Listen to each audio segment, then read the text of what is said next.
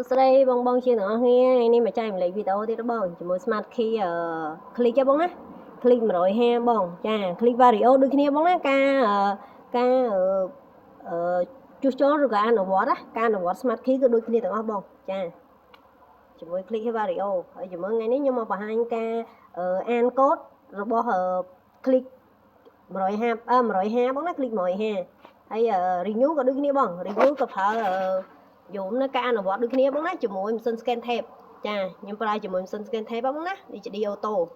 សម្រាប់វីដេអូនេះដែរខ្ញុំចែកម្លែកពិសេសសម្រាប់បងជាង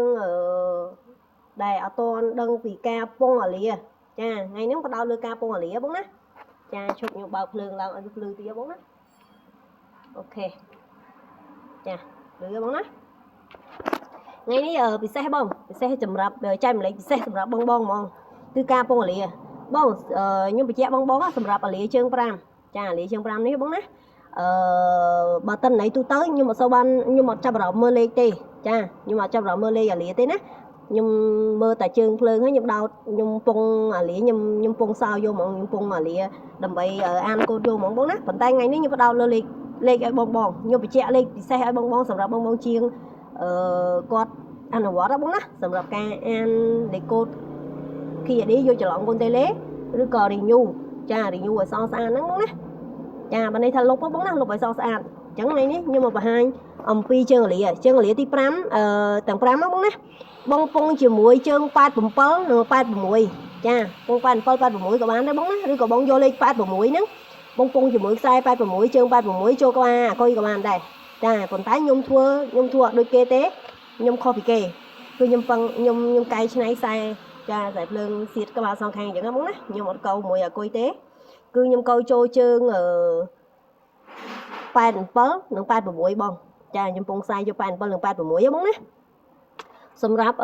ពងចូលអាគុយក្បាលអាគុយដរិចចូលអាគុយក៏បានដែរបងប៉ុន្តែខ្ញុំធ្វើខុសប្លែកពីគេតិចខ្ញុំអត់ចង់ឲ្យដូចគេបងណាខុសពីគេការចែកម្លែករបស់ខ្ញុំគឺខុសពីគេអញ្ចឹងខ្ញុំឲ្យបងចាប់អារម្មណ៍មើលវាងឹតទេបងមើលឃើញជាមួយខ្ញុំតម្លាក់ភ្លើងតិចទៀតមកក៏ពិតមើលឃើញតានេះបងណាបងនេះបងណាជើងនេះជើង86ហ៎បងណាចាជើងនេះជើងអាលី86ហើយជើងនេះជើង87អញ្ចឹងមកយកអាលី87និង86ក៏បាន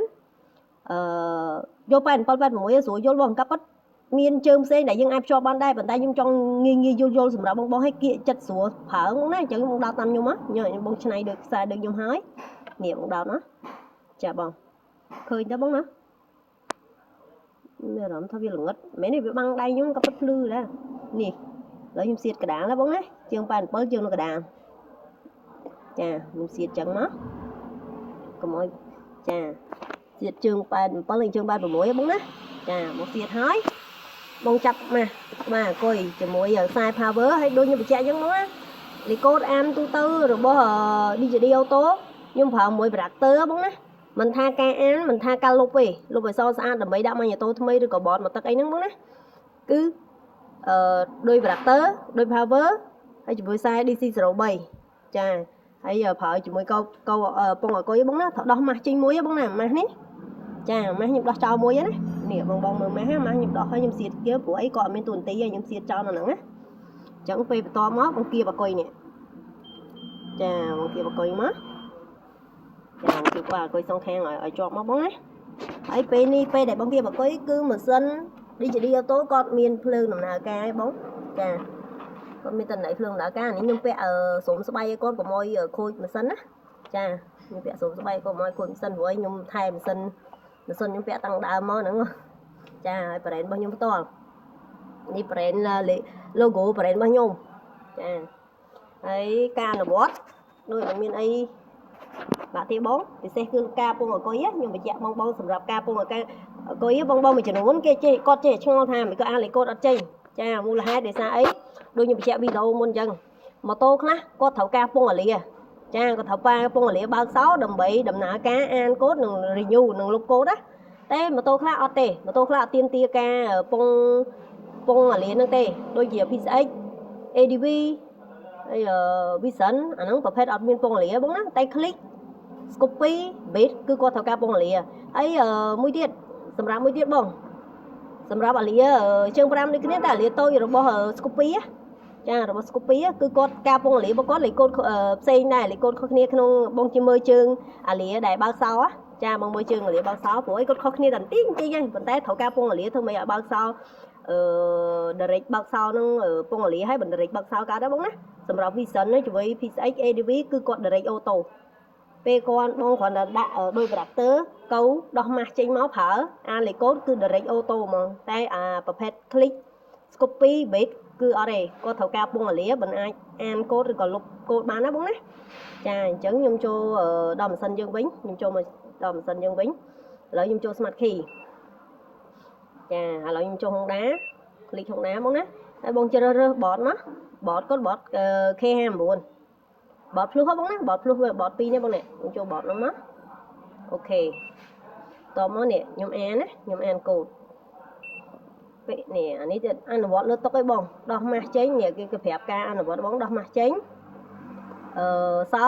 ត្រូវទៅបើកនៅទីតាំង on ត្រូវអីបងដល់ពេលយើងបាត់កូនតេឡេឧទាហរណ៍បាត់កូនតេឡេបងត្រូវការច្រឡំលេខកូដឲ្យភ្ញៀវបាត់ទាំងលេខកូដបងមានសំពីណាមកកាច់ទីតាំង on បានត្រូវការពងអាលីគឺអូតូបើកសោ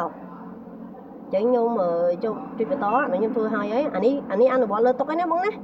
ចឹងខ្ញុំជួអនុវត្តលើម៉ូតូបងមើលនេះអនុវត្តលើម៉ូតូបងណាគឺគាត់បរៀនមួយជំហានបងធ្វើមួយអត់ខុសទេបងជិះបន្តឥឡូវខ្ញុំកំពុងតែអានណាហើយពេលដែលអានណានេះបងពេលដែលអានបងចាប់អារម្មណ៍ខ្ញុំហ្មងណាគឺចារឿងបើកសោគាត់អូតូណាបងណានេះបងបើកសោអូតូ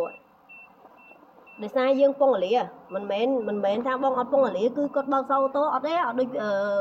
ADV ច្រឡំហ្នឹងឯងបងអត់ដូច ADV PCX ហើយមួយ Vision ទេគាត់ត្រូវការពងអាលីដូចខ្សែអាលីដែលខ្ញុំកែឲ្យខ្ញុំប្រាប់បងណាជើង86និង87ហ៎បងណាអានេះខ្ញុំប្រាប់ជើងហ្មងរហូតដល់ខ្ញុំពងខ្សែឲ្យមើលតែខ្ញុំអត់ដែរប្រាប់ជើងឲ្យបងទេខ្ញុំអត់ចាប់អារម្មណ៍ខ្ញុំស្មានតែបងគាត់ដឹងដែរដល់អញ្ចឹងខ្ញុំអត់ចាប់អារម្មណ៍កន្លែងខ្សែជើងតិន័យ86និង87ហ្នឹងទេចាវិធីសាស្ត្រនៃពងអាលីមានច្រើនវិធីហ៎បងតែវិធីដែលងាយស្រួលខ្ញុំធ្វើខុសពីគេគឺខ្ញុំធ្វើរបៀបរបស់ខ្ញុំអញ្ចឹងហ៎បងណាហើយបងជាងមួយចំនួនក៏ធ្វើតាមបច្ចេកទេសរបស់គាត់ខ្ញុំធ្វើតាមបច្ចេកទេសរបស់ខ្ញុំអញ្ចឹងហ៎បងណាឥឡូវអានលេខកូដចេញនេះបងណាចាហ្នឹងអានហើយបងណាលេខកូដចេញពីម៉ាញ់តូហើយទួនាទីបន្តរបស់បងគឺបងយកតែលេខកូដហ្នឹងមកចាបងយកលេខកូដហ្នឹងច្រឡំកូនតេឡេរួចជាស្រេចអូខេចាហ្នឹងហើយណាបងណាអញ្ចឹងមិនន័យថាវីដេអូមានតែប៉ុណ្្នឹងទេបងខ្ញុំបញ្ចប់វីដេអូត្រឹមប៉ុណ្្នឹងឲ្យបងហើយចែកម្លែកពិសេសហ៎បងណាពិសេសសម្រាប់បងជាងខ្ញុំនឹងហ៊ានធានាថាវីដេអូនេះគឺសម្រាប់បងជាង